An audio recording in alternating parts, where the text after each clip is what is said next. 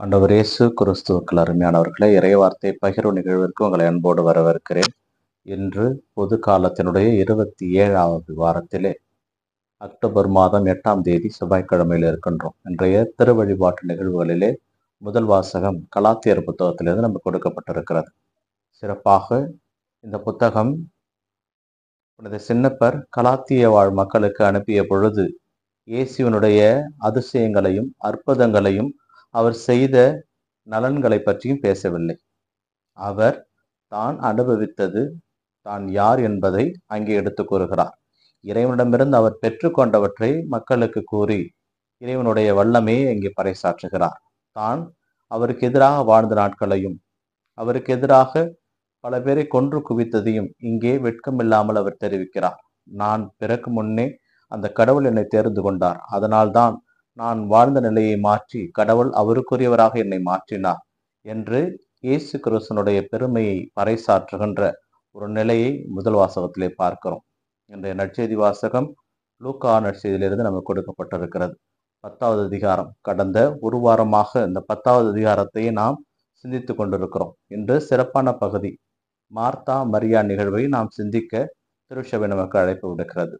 Martha உலக காரியங்களிலே மிகவும் அதிகமாக கவனத்தோடு வாழ்ந்து கொண்டிருந்தார். அதனால்தான் இயேசுவே அவரோடு இருந்த பொழுது கூட இயேசுவை அவரால் கவனிக்க முடியவில்லை.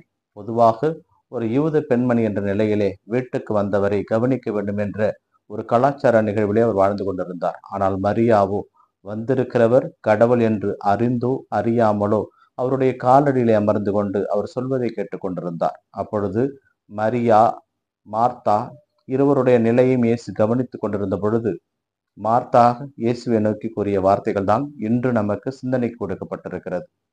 ஆண்டவரே, நான் தனியே கஷ்டப்பட்டு கொண்டிருக்கிறேன், அவள் உம்மிடம் அமர்ந்து கொண்டிருக்கிறாள் என்று சொன்ன பொழுது இயேசு மார்த்தாவுக்கு கூறிய வார்த்தை, மார்த்தா, நீ பலவற்றை எண்ணி கலங்கி கொண்டிருக்கிறாய், தேவையானது ஒன்றே, மரியா நல்ல பங்கை தெரிந்து கொண்டாள் என்ற வார்த்தை கொடுக்கப்படுகிறது. பிரியமானவர்களே, இறைவனோடு இருப்பது மாத்திரம்தான் நாம் செய்ய வேண்டிய ஒரே ஒரு காரியம். எப்படி அன்னை மரியாள் ஆண்டவரே, நான் உமது அடிமை, உமது சொற்படியை எனக்கு நிகழட்டும் என்று தன்னை முழுமையாக அர்ப்பணித்து சரணகதியாகி ஆண்டவரோடு சரணகதியானாரோ, அதுபோல நாமும் ஆண்டவருடைய பாதத்திலே அமர்வது மாத்திரமே அவருடைய ஆசீர்வாதத்தை பெற்றுக்கொள்வதற்கு ஒரே வழி.